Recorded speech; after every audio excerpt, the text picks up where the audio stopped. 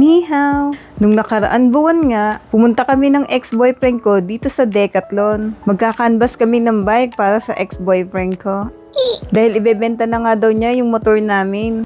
At malapit na nga din akong umuwi ng Pinas. Sabi ko, bakit mo ibebenta? Ang sagot niya, aanin ko pa yun kung wala ka.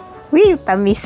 Yun nga at nagtingin-tingin na kami dito. Grabe pala yung mga presyuhan nila, no? Na para bang pag pinadyak mo, langit agad.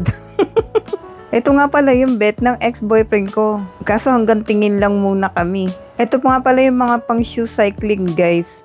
Napakamahal din dito sa Decathlon kaya sa Shein na daw siya o-order. Lalo naman itong pampadyak.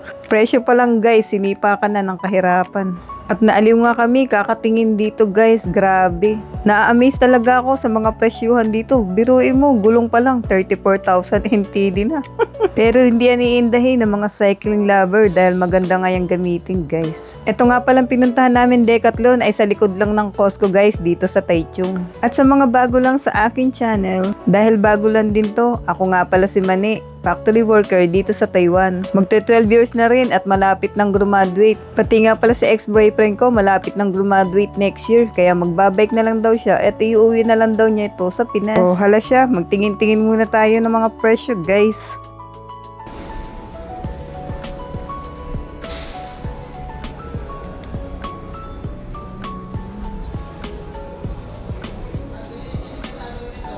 Pwede yung pambundok o yung green na yan. Ang ganda oh.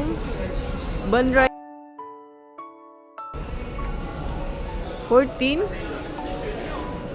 Ito 8,000. Ha? Magkano? Ayan, end of series na. 1.4 na lang.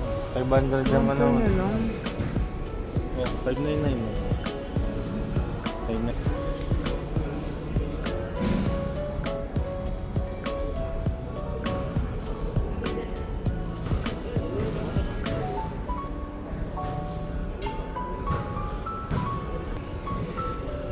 Triple?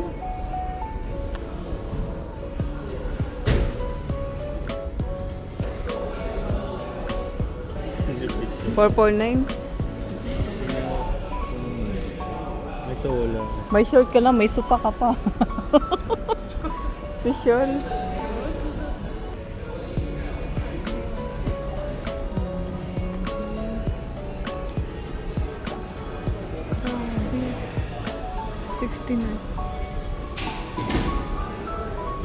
Ah, naka-sale pa. Ganda oh, solid.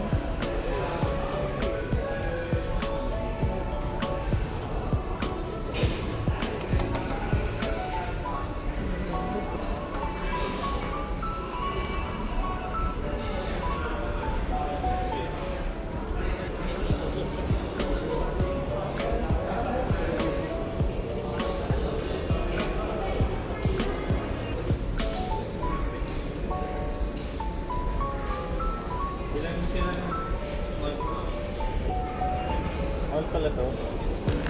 Ito nga lang pala yung kaya namin bilhin sa ngayon. Mahal pala. Ano yan? Pantanggal ng gulong. Nickel ball. Tinggal ba? Marunong ka niyan? Nickel ball. Look oh, pambomba.